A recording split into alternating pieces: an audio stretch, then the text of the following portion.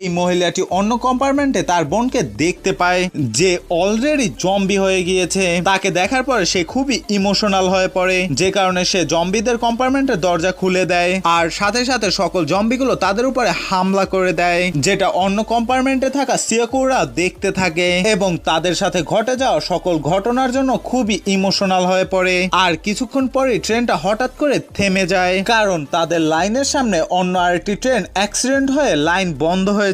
তখন train driver সকলকে উদ্দেশ্য করে অ্যানাউন্স করে সামনে লাইন বন্ধ আছে, তাই যারা এখনো বেঁচে আছেন তাদের সবাইকে এখন নেমে অন্য একটি ট্রেনে বাকি পথ অতিক্রম করতে হবে। তবে আমরা দেখতে পাই 15 নাম্বার কম্পার্টমেন্টে থাকা সকলেই জম্বি ভাইরাসে আক্রান্ত হলেও সেখানে ইয়াংসুক নামের সেই লোকটা আর ট্রেনের ম্যানেজার ওয়াশরুমের ভিতরে লুকিয়েছিল। আর সেখানে বসে তারাও অ্যানাউন্সমেন্ট শুনতে পায়, যে কারণে তারা সেখান থেকে বের হওয়ার চেষ্টা করে, কিন্তু বাইরে সেই কম্পার্টমেন্টে জম্বিগুলো দাঁড়িয়ে থাকার কারণে তারা সেখান থেকে বের হতে পারছিল না। তবে ইয়াংসুক ম্যানেজারকে বলে তুমি প্রথমে বের হও। আর যখন ম্যানেজার বের হয়ে যায় তখনই পিছন থেকে ইয়াংসুক ম্যানেজারকে ওই জম্বিগুলোর দিকে ধাক্কা দিয়ে দেয়, যে কারণে জম্বিগুলো ম্যানেজার উপরে হামলা শুরু করে দেয়। আর এই ফাঁকে ইয়াংসুক ট্রেন থেকে দ্রুত নেমে পড়ে। তবে কিছু জম্বি তখন ইয়াংসুককে ধাওয়া করতে থাকে। অন্যদিকে সিয়াকুরা সেখান থেকে বের হওয়ার পরে ড্রাইভারের বলা সেই ট্রেনটিকে খুঁজতে ছিল, তখনই সেখানে লাইনচ্যুত একটি ট্রেন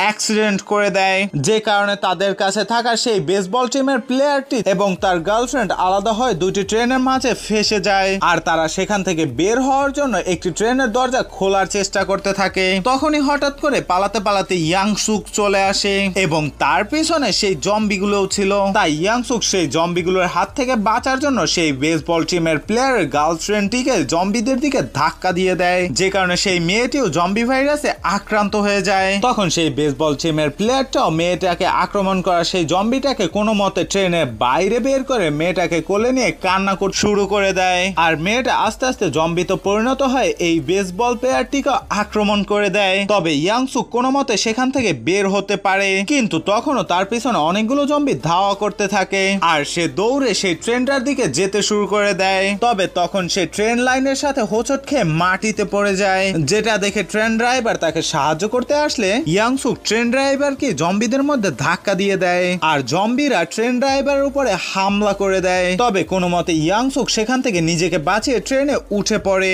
অন্যদিকে আমরা দেখতে পারি সিয়াকু ও তার মেয়ে স্যাঙ্গুয়ার ওয়াইফ ও সেই পাগল লোকটা একটা কম্পার্টমেন্টের নিচে ফেসেছিল আর ওই কম্পার্টমেন্টের মধ্যে অনেকগুলো জম্বিও ছিল।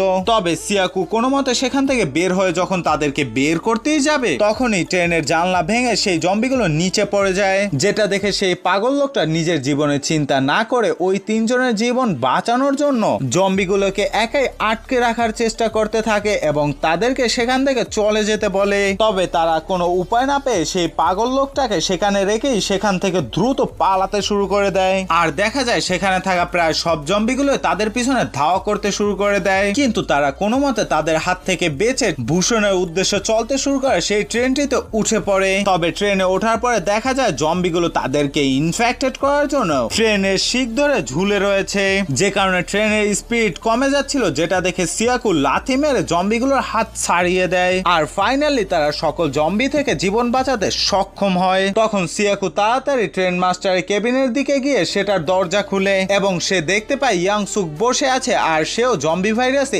ইনফেক্টেড ছিল, কারণ ট্রেনে ওঠার সময় যখন তার উপর জম্বিরা আক্রমণ করেছিল তখনই সে ইনফেক্টেড হয়ে গিয়েছিল। সে সিয়াকুকে দেখতে পেয়ে তার উপরে হামলা করে দেয়।